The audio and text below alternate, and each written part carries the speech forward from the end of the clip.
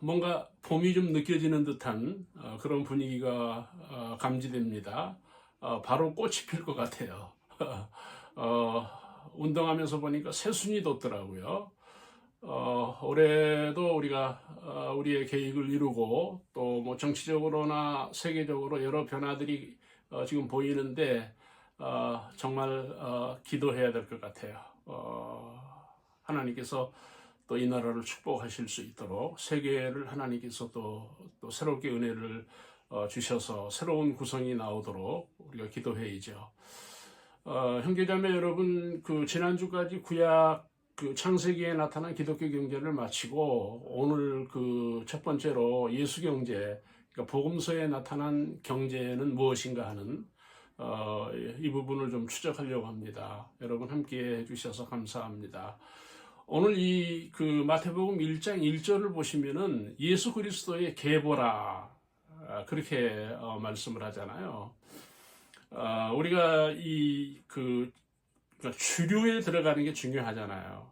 사람들이 비용이 많고 또 어떤 그 리스크나 또 어떤 그 여러 가지 그 부담을 안고 사람들이 그 옛날에는 미국으로 갔잖아요. 제가 청년 시절에만 해도 뭐 그 미국으로 간 좋은 친구들이 미국으로 많이 갔어요. 서울에서. 왜 그런가 하면 미국이 역사의 주류니까 그런 거거든요. 거기서 배워야 된다. 거기서 문화를 또 터득해야 된다.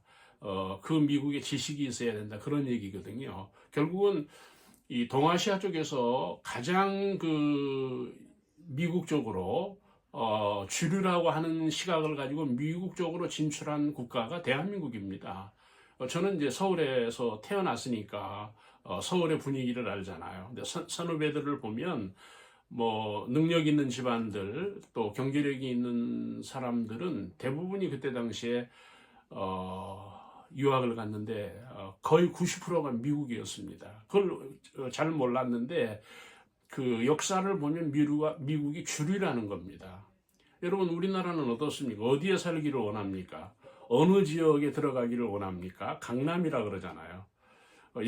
옛날에 우리는 뭐 명동이니 뭐 그랬는데 지금 강남이 주류입니다. 그래서 그 어떤 비용의 부담을 안고 사람들이 강남을 주장하는 겁니다.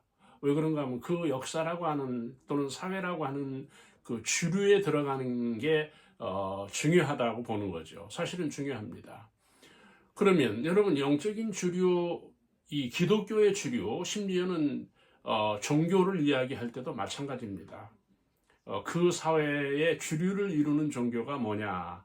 과거에는 불교였습니다, 우리나라가. 그러나 지금 그 현대에 와서는 기독교가 주류를 이루는 것입니다. 그러면 그 기독교의 주류라고 하는 건 단순히 종교적인 문제냐, 신앙의 문제만이냐? 아니에요. 그게 경제 문제가 된다는 거예요. 그래서 저는 그 지금 이 예수 경제를 얘기하려고 하는 거거든요.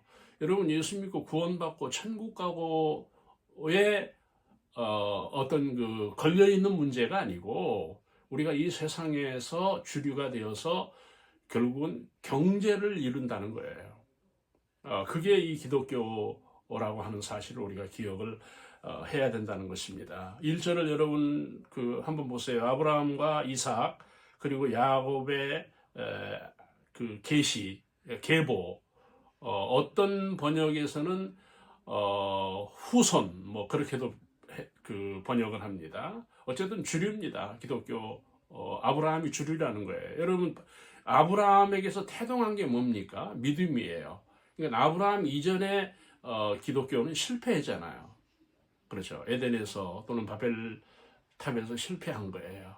그때 그 어떤 구원의 패턴이 바뀌면서 믿음이 되는데 그 믿음의 조상이 아브라함입니다.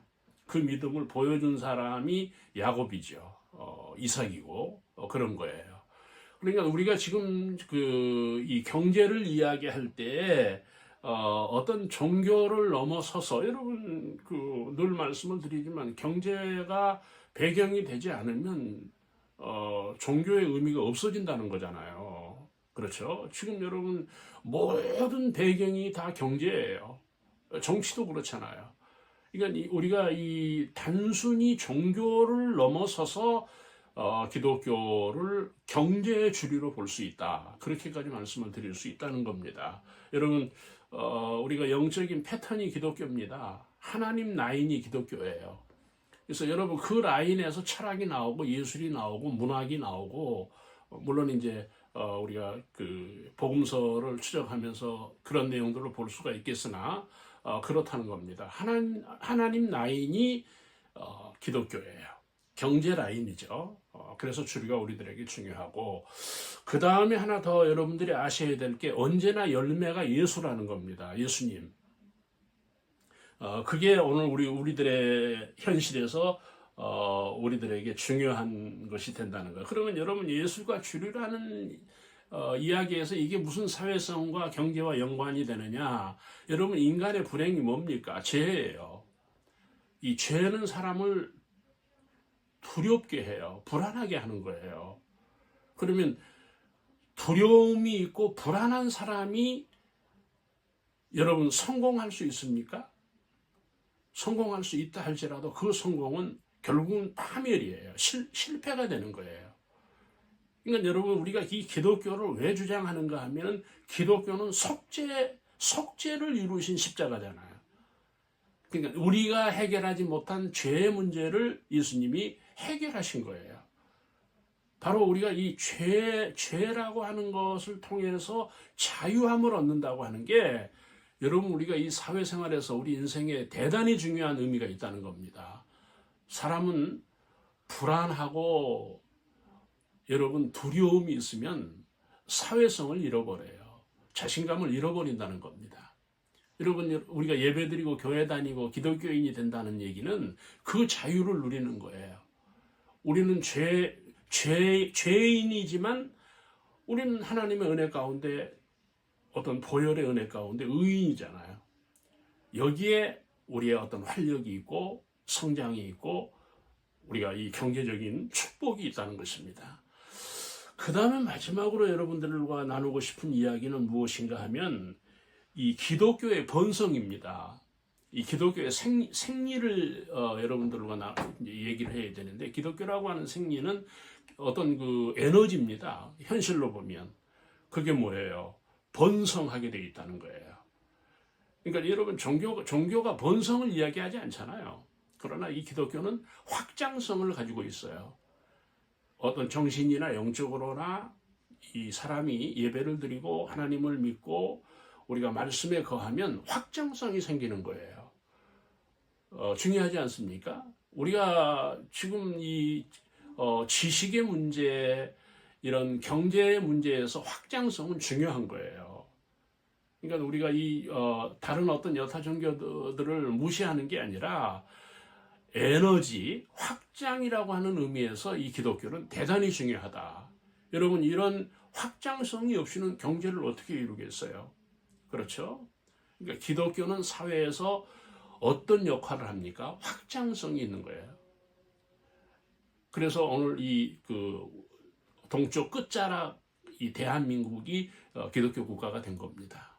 오늘 우리 모두가 이런 그 기독교의 어떤 확장성을 봐야 돼. 사랑하는 형제자매 여러분, 완전히 지금 우리가 사는 그 시대가 문화 시대인데 여러분 그 문화의 주축이 어디입니까? 기독교예요. 다 예수 이야기입니다. 성경 이야기입니다.